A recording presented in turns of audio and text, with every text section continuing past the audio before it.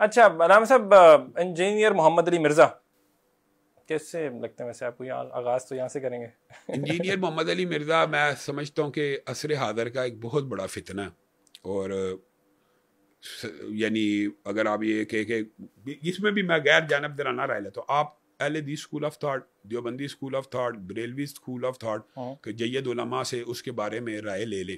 اس نے اللہ کے اوپر جھوٹ باندھے ہیں، اس نے رسول اللہ پہ جھوٹ باندھے ہیں، اس نے صحابہ کے بارے میں جھوٹ باندھے ہیں، تابعین کے بارے میں، ائمہ دین کے بارے میں. کوئی بندہ مقدسات اہل سنت کا اس بندے کے شر سے محفوظ نہیں رہا. نہیں بہت بڑی بات نہیں، میں بہت بڑی بات کہہ رہا ہوں. میں اس کی دلیل دے دیتا ہوں. مثلا ہمارے معاشرے میں سب سے زیادہ کون سی فقہ ایگزسٹ کرتی ہے؟ فقہ حنفی کرتی ہے. ان کے جو امام ہیں وہ کون ہیں؟ امام ابو حنیفہ رحمہ اللہ. اس نے کہا ہے ملا علی قاری کا بتا گیا کہ تہاڈا امام بھونک کے گیا. جو بندہ امام ابو حنیفہ کو کہ بھونکتا ہے اس کے بارے میں میرا اور آپ کا، میں اہل حدیث ہوں، میں امام ابو حنیفہ مقلدین کے امام ہیں لیکن وہ اہل سنت کے بھی امام ہیں. میں اہل حدیث ہونے کے باوجود یہ سمجھتا ہوں امام ابو حنیفہ کے بارے میں اس نے جو یہ لفظ بولا کہ وہ بھونک کے گیا ہے، یہ قابل مذمت اور مرمت نہیں ہے. کیا اداروں کو، آئین کو اور قانون کو حرکت میں نہیں آنا چاہیے؟ پاکستان کے اندر سب سے زیادہ بریلوی اور دیوبندی پائے جاتے ہیں جو دونوں فقہ حنفی سے تعلق رکھتے ہیں، اور ان کے امام کی سر عام توہین کر رہا ہے، تو قانون حرکت میں کیوں نہیں آیا؟ اگلی بات سنیں، امام ابو حنیفہ رحمہ اللہ کے بعد اس نے کہا ہے کہ تابعین رج کے جھوٹے تھے.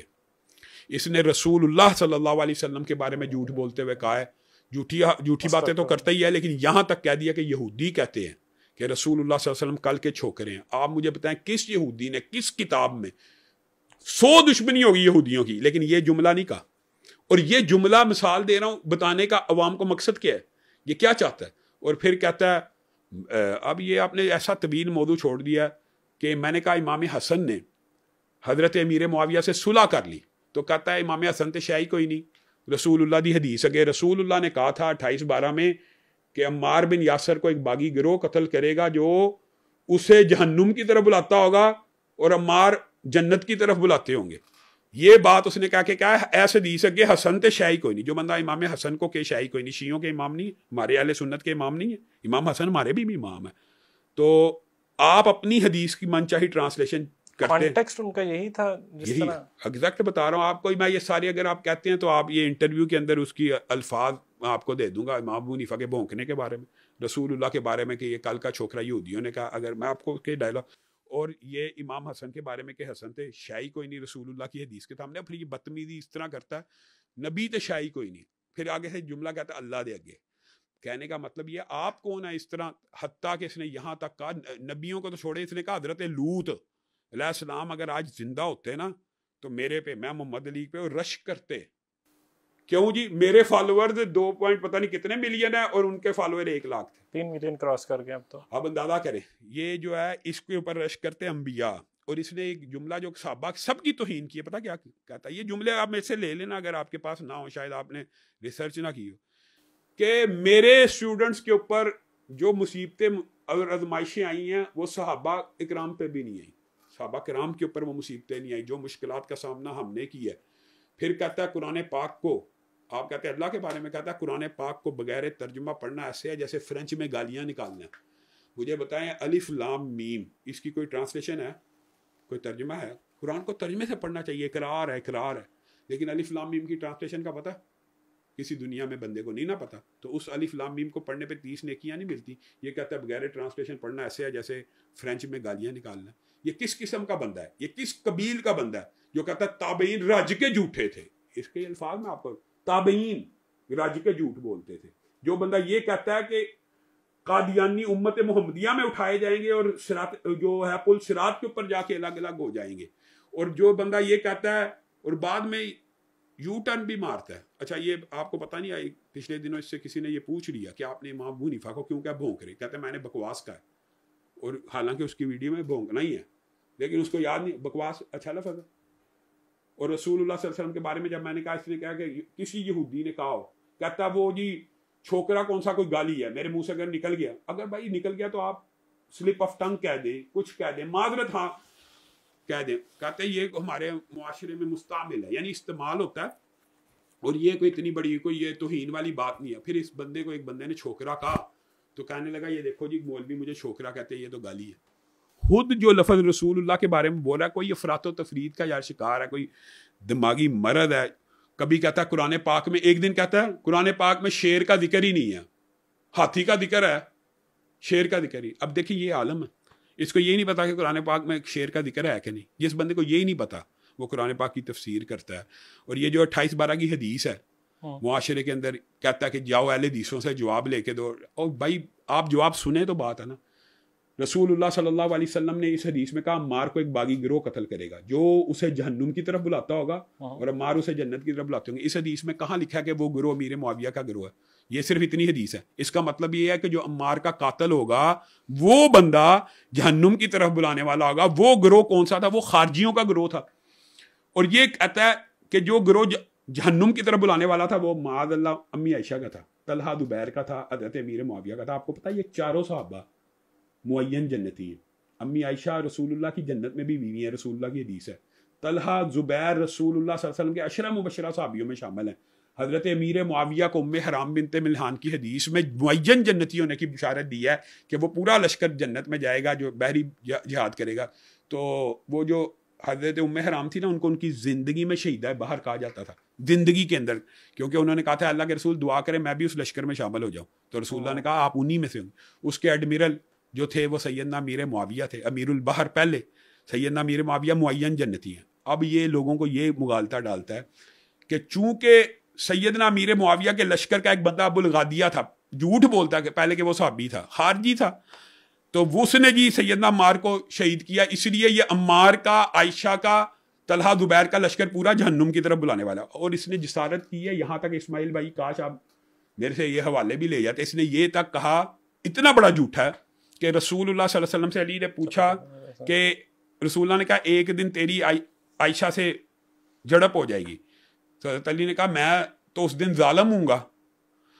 تو رسول اللہ نے کہا بلکہ عائشہ اس دن ظالم ہوگی. یہ بتائیے کہاں پہ رسول اللہ نے کہا؟ یعنی امی عائشہ کو ظالم بھی کہہ چکا ہوا, امی عائشہ کو ظالم کہہ چکا ہوا. اس کا کیا نقطۂ نظر ہے؟ اچھا اس حدیث کی طرف آئیں. حضرت علی کے پاس نا ایک شخص, آپ کو صحیح سند سے واقعہ بتا رہا ہوں, حضرت علی کے پاس ایک شخص آیا اور آ کے کہنے لگا مجھے انعام دیجیے. تو نے کیا کیا؟ میں نے سیدنا زبیر کو قتل کیا, سیدنا زبیر کو. اچھا کہاں پہ؟ وہ گردن لے کے سیدنا زبیر کی تھال میں حضرت علی کی بارگاہ میں آ گیا. حضرت علی کا لشکری تھا, حضرت علی کی لشکر میں تھا. تو حضرت علی نے اس کو کہا اے زبیر کو قتل کرنے والے, تو انعام کا مجھ سے مطالبہ کرتا ہے, میں تجھے انعام دیتا ہوں, تجھے جہنم کی بشارت ہو, تجھے جہنم کی بشارت ہو, کیونکہ میں نے رسول اللہ صلی اللہ علیہ وسلم سے سنا تھا کہ ہر نبی کا ایک حواری ہوتا ہے اور زبیر میرا حواری ہے. اب مجھے بتائیں کہ زبیر ان کے مخالف لشکر میں تھے.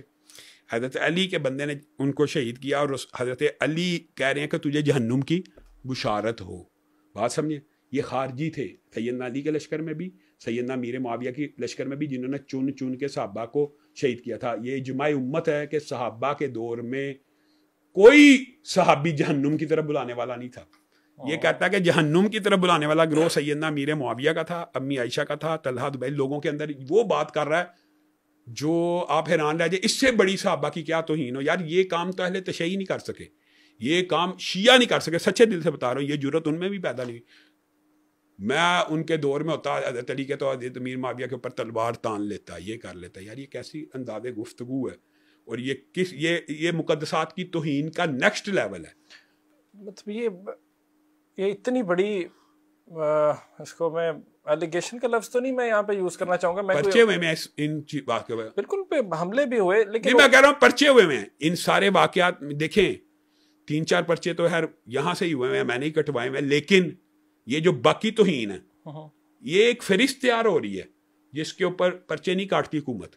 آپ کہتے ہیں کہ فرقہ واریت, آپ نے پہلا سوال یہ کیا فرقہ واریت اس لیے بڑھتی ہے, اس کے خلاف پرچے کیوں نہیں کاٹے جا رہے؟ سیدنا ابو حنیفہ رحمہ اللہ کو کہنا بھونک رہا ہے, اس کے اوپر پرچہ نہیں ہونا چاہیے؟ بتائیں رسول اللہ صلی اللہ علیہ وسلم کے بارے میں جو الفاظ ایسے ایسے استعمال کرتا ہے اس کے اوپر پرچہ نہیں ہونا چاہیے؟ حضرت حسن کے بارے میں جو استعمال کیا ہے, چلیں ایک ہوتا ہے چلو یار کسی کو کہہ دیا سلپ آف ٹنگ, جو کہتا ہے تابعین رج کے جھوٹے تھے, یار پورے تابعین کوئی کہہ رہا رج کے جھوٹے تھے. آپ کی کبھی انجینئر محمد المرر سے ویسے بات چیت ہوئی؟ براہ راست تو نہیں ہوتی, لیکن یہ مکالمہ چلتا رہتا ہے کہ جو وہ غلطیاں کرتا ہے. مثلا عمر بن العاص کے بارے میں بدبخت شخص نے یہ کہا کہ عمر بن الاس کم پان والا بندہ ہی کم پان والا کی کم پان والا بندہ ہی جناب اس چاہتا ہی کہ سیدنا میر معاویہ شہید ہو جان تے میں حکمران بن جاواں تے انہیں بخاری شریف کہتا بخاری شریف میں لکھا کہ سیدنا عمر بن الاس نے یہ کہا. وہ کہاں لکھا یار؟ یہ سب جھوٹ بولتا ہے, لوگوں کے سامنے جھوٹ بولتا ہے, لوگ اس کی بات کے اوپر اندھا دھند جو اس کے فالوورز ہیں. اب تو ہے فالوئنگ کیسے ہو گئی پھر؟ مطلب کہ آپ کا خیال ہے کہ آپ کا خیال ہے وہ فالوورز ہیں اصلی؟ کچھ مثال دے رہا ہوں, آپ نے اس کو سبسکرائب کیا ہوا تو آپ اس کے اسٹوڈنٹ ہیں, میں نے سبسکرائب کیا ہوا تو میں اس کا اسٹوڈنٹ ہوں. وہ سمجھتا ہے یہ سارے میرے اسٹوڈنٹ ہیں. وہ اسٹوڈنٹ کا بھانڈا تو آفتاب اقبال نے اور عمران ریاض نے اچھی طرح اس کا کلیئر کر دیا. بھائی کسی کو سننے سے بندہ اسٹوڈنٹ نہیں بن جاتا. آپ مجھے سنتے ہیں تو اسٹوڈنٹ نہ بھی ہو, کرٹکس بھی ہوتے ہیں, لیکن برے صغیر کے اندر. اچھا دوسری بات یہ مجھے بتائیں, کسی کے فالوور ہوں گے, فالوئنگ کا ہونا کسی کے حق پہ ہونے کی دلیل نہیں ہے. آپ کے خیال میں فالوور شپ جو ہوتی ہے وہ حق پہ ہونے کی دلیل ہوتی ہے؟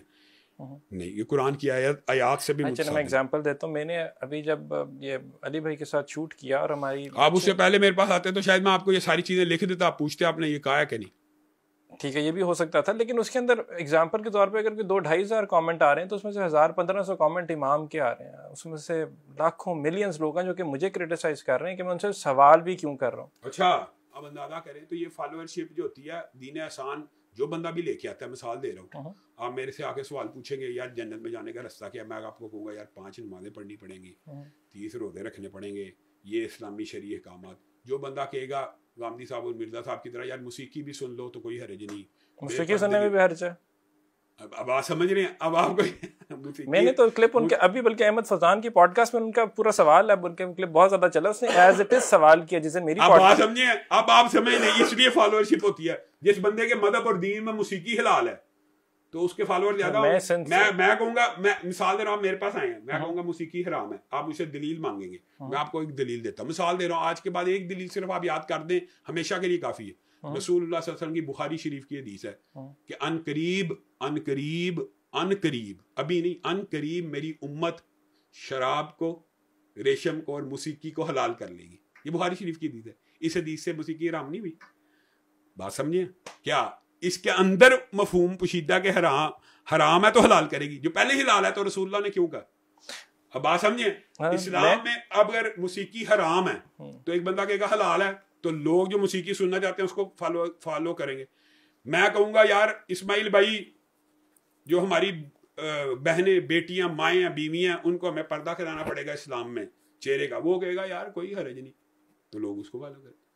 تھوڑی سی میں پتہ ہے کہ میں for some body like me یا میرے جیسے بہت سے نوجوان, وہ تو کنفیوژن میں پڑ گئے نا. مطلب ایک طرف آپ ہیں, میں بتاتا ہوں, ایک طرف آپ ہیں, میں کہتا ہوں یہ تو دلائل کی دنیا, آپ کی لیگسی ہے, آپ کے خاندان کی لیگسی, آپ کی شہادتیں, آپ کی قربانیاں. ایک طرف انجینئر محمد علی مرزا, جس کو میں کہہ رہا ہوں کہ برِ صغیر کے اندر, پاکستان بھی نہیں میں کہہ رہا ہوں برِ صغیر میں ان کی تھوڑی فالوئنگ نہیں, اچھے خاصی لمبی بڑی تعداد کے اندر ملینز آف لوگ ہیں جو ان کو سنتے ہیں, امام مانتے ہیں.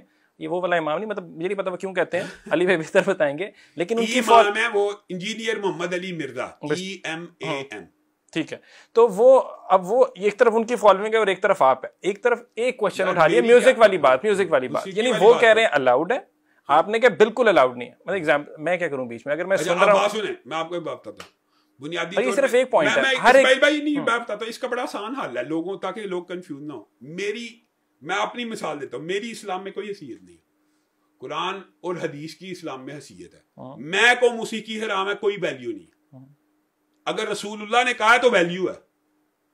انجینئر محمد علی مرزا اگر کہتا ہے حلال ہے تو اس کی کوئی ویلیو نہیں اسلام میں, اگر رسول اللہ نے کہا ہے تو پھر ویلیو ہے. وہ اپنی دلائل ثابت کرے. مثال دے رہا ہوں, کوئی چیز کوٹ کرتے ہیں اس کو ثابت کرنے کے لیے.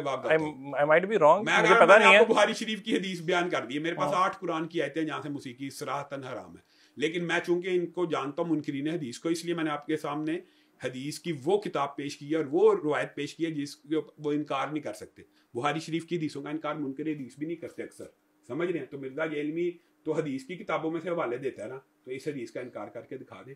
یہ صراحتاً کہہ رہی ہے کہ ان قریب میری امت حلال کرے گی.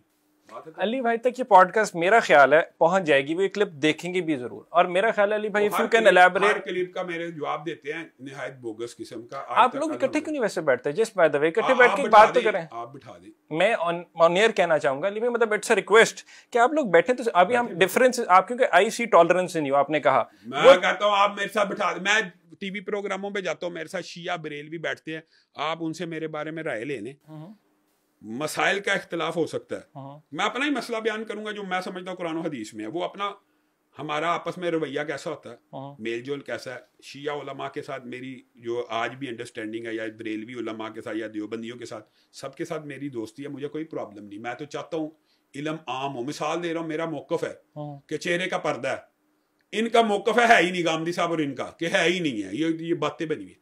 آپ قرآن و سنت کے دلائل کے اوپر اس بات کے اوپر بات کر لیں. مثال دے رہا ہوں, رسول اللہ صلی اللہ علیہ وسلم نے کہا جو شخص منگنی کرے, مغیرہ بن شعبہ کا معروف واقعہ ہے, وہ آپ کے ذہن میں بھی آ جائے گا, ہے اس کو چھوڑے. رسول اللہ نے کہا جس بندے نے منگنی کرنی ہے, جہاں پہ نکاح کرنا, اس عورت کو ایک نظر دیکھ لے. یہ حدیث تو پوری دنیا کو پتہ ہے, تو وہ دیکھنے کا حکم, اس چہرہ ننگا دیکھنے کا حکم ہے. آپ بات سمجھے یار, قرآن پاک میں آیا وہ عورتیں جو حیض کی عمر ختم ہو جائے, 60-70 کی ہو جائیں, حیض آنا بند ہو جائیں, اور ان کی نکاح کی رغبت بھی ختم ہو جائے, وہ اپنے کپڑے اتار لیں. وہ کپڑے چہرے کے, بات تو یہ ہے, یہ تو دلائل کی دنیا ہے. موسیقی رسول اللہ صلی اللہ علیہ وسلم نے کہا ان قریب حلال کر لیں گے, یہ اسی طرح کریں گے نا, انہی کے بارے میں ہے نا, یہ میری امت کے لوگ حلال کریں گے. حرام ہے تو بھائی حلال کریں گے نا. اگر پہلے ہی حلال تھی تو آپ نے کون سا کارنامہ کیا؟ آپ تو رسول اللہ کی پیشین گوئی کے عین مصداق ہے. 100% حرام ہے, اور اسی طرح چہرے کا پردہ 100% واجب ہے, فرض ہے. یہ مسائل تو میرے خیال میں بغیر لڑائی جھگڑے کے سالو ہونے والے ہیں, یہ جو آپ بات کر رہے ہیں. لیکن یہ ان مسائل سے فرار حاصل کرتے ہیں. یہ جو بظاہر قرآن و سنت کی دعوت دیتے ہیں, اس کے بارے میں کول پیش کرنا شروع کرے گا. فلاں اہل حدیث, میں آپ کو جواب بھی بتا دوں, فلاں اہل حدیث کے نزدیک جی چہرے کا پردہ, موسیقی بتائیں کس اہل حدیث کے نزدیک جائز ہے. کہ ابن حزم ظاہری نے کہا تھا, ان کی وجہ سے ہم جائز سمجھ لیں. اگر کسی نے کہا بھی ہے, بات سمجھیں, یہ دلائل نہیں ہوتے. دلیل قرآن ہوتی ہے, دلیل حدیث ہوتی ہے. لائے رسول اللہ نے موسیقی کی اجازت دی ہے, مجھے بتائیں مجھے اور آپ, مجھے کیا مسئلہ؟ آپ قرآن و سنت سے اگر موسیقی کو جائز ثابت کر دیں گے تو میں خوش ہوں گا, مجھے کیا مسئلہ؟ امت کے لیے کوئی راہیں کھلی ہیں, لیٹس سپوز.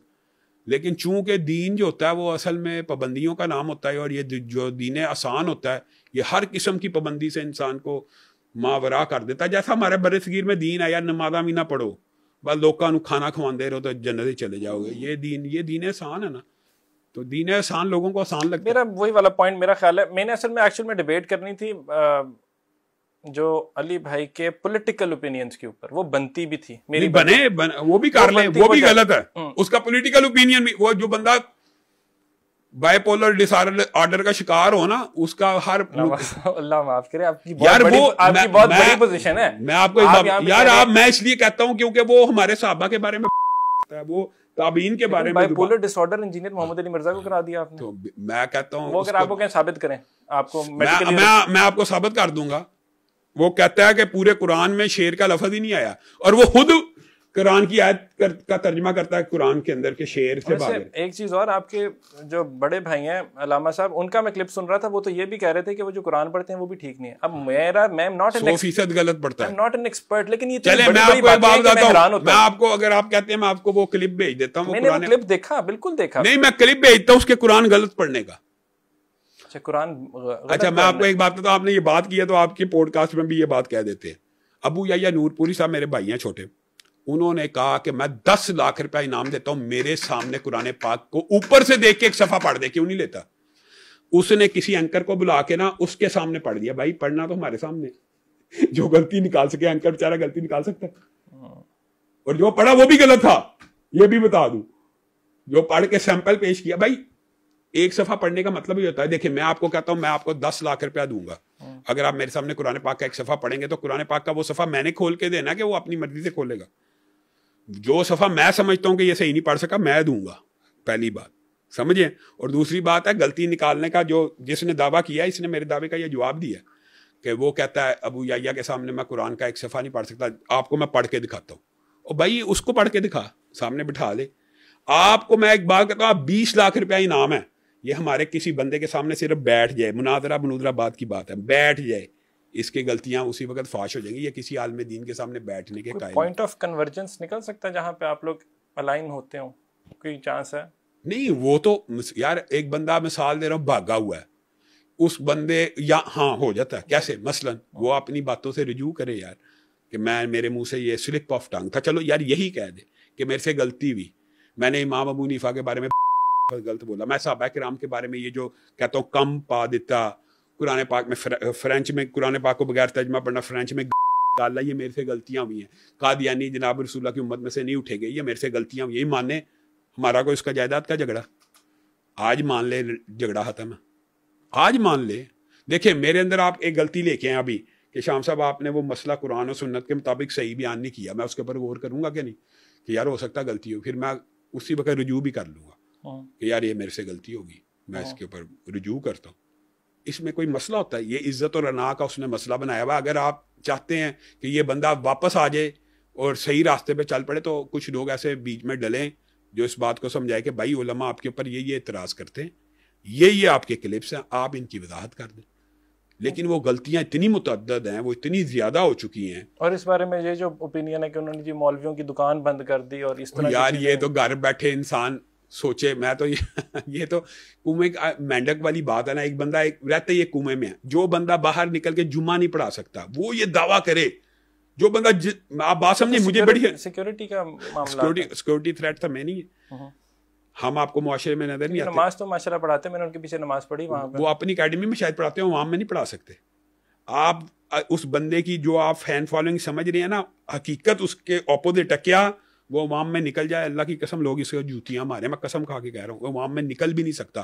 آپ کسی دن اس کو عوام کی کسی مسجد میں لے کے چلے جائیں, لوگ اس کو, آپ کو شاید اندازہ نہیں ہے وہ کتنا بڑا, یعنی اس کی کتنا بڑا بد زبان ہے. یہ آپ کو گھر میں بیٹھ, ایک کنویں کا مینڈک ہوتا ہے. دیکھیں جیسے آپ نے یہ کہا, وہ کہتا میں نے مولویوں کی دکانیں بند کر دی ہیں.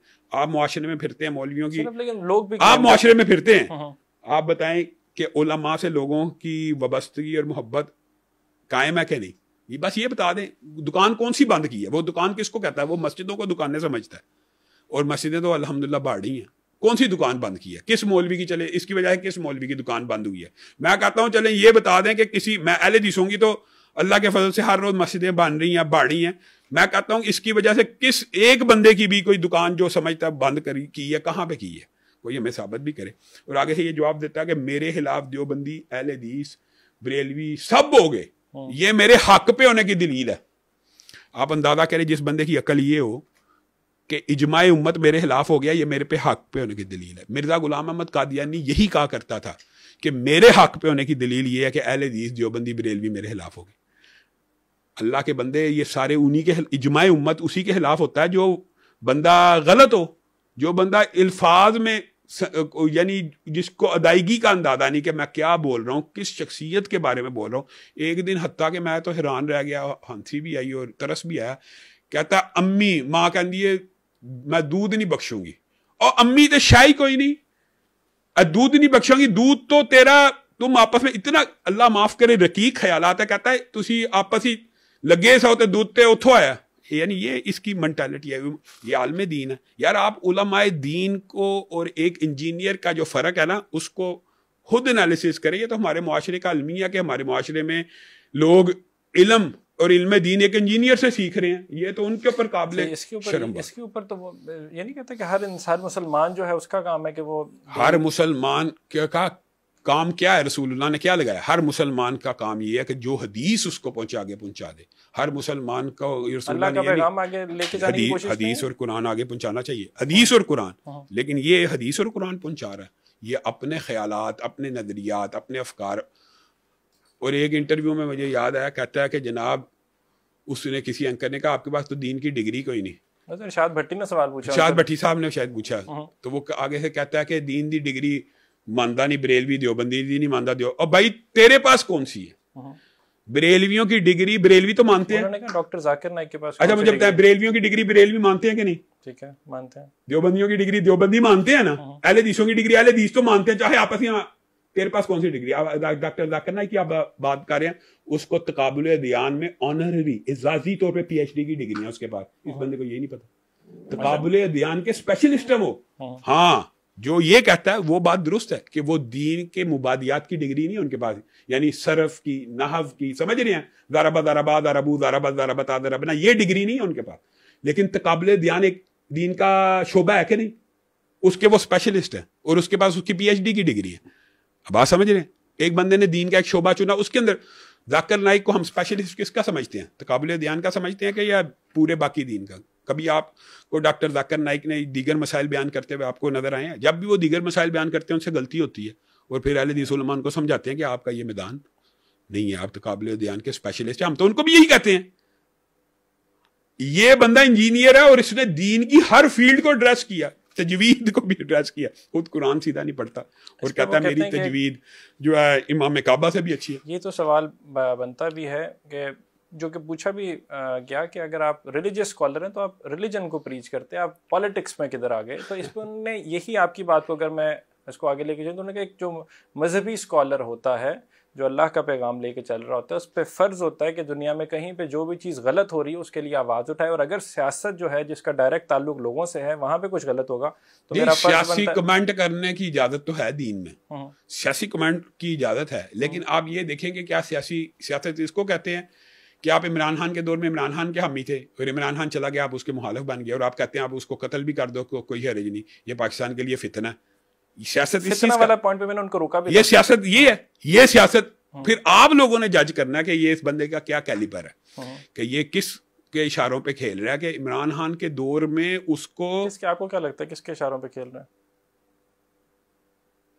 میرا تو جو نقطہ نظر ہے، میں تو کئی دفعہ کہہ چکا ہوں، آپ کا جو 3 منٹ کا سائلنس تھا اس میں میرا جواب اور مجھے پرومو کا کلپ مل چکا. ہاں تو تھینک یو جی. لیکن کوئی بات نہیں، میرے ذہن میں تو اصل میں تو اس کو کئی دفعہ ایکسپوز کر چکا ہوں. یہ روافظ کا ایجنٹ ہے پاکستان کے اندر، اور اسپیشل ایک ایجنسی ہے جو یعنی اہل سنت کے یہ بنیادی طور پہ روافظ کا ایجنٹ ہے، اور اس کے پیچھے رافضیوں کا ہاتھ ہے، اور یہ بڑے لوگوں کے ہاتھ اس کے پیچھے کچھ، یعنی ہر ادارے میں کچھ لوگ ہوتے ہیں جو اس کو پروموٹ کرنا چاہتے ہیں اور اس کو اپنی انگلیوں پہ نچاتے ہیں. عمران خان کے دور میں یہ 100% عمران خان کا حامی تھا. اس ٹائم جو یہ چاہتا تھا اس نے کہا، حتیٰ کہ فوج کے خلاف بھی شروع ہو گیا تھا آخری عمران خان کے دور میں. تو جب اس کے نٹ انہوں نے تھوڑے کسے تو اس نے پورا یو ٹرن مارا. جو بندے کی عوام میں فوٹنگ نہ ہو تو اس کا یو ٹرن بہت آسان ہوتا ہے، اور اس نے کسی عوام کو جواب دہ نہیں ہونا ہوتا. میں ایک موقف بناؤں، میں اس سے یو ٹرن لیتے ہوئے 100 دفعہ سوچوں گا کہ میں نے عوام کو جواب دینا ہے. تو اس بندے کے لیے کیا ہے کہ آج عمران خان کی پوری حمایت کر دی، کل عمران خان کو قتل تک کی آفریں دینا شروع کر دیا. تو میں تو یہ سمجھتا ہوں امت کے اندر بہت بڑا فتنہ ہے، اور اس فتنے کے بیج بور ہے، ابھی بھی بور ہے. اور اہل سنت کے بنیادی طور پہ تینوں مکاتب فکر جو ہیں، دیوبندی، بریلوی، اہل حدیث، ان کے یہ خلاف ہے، اور یہ روافظ کا ایجنٹ ہے.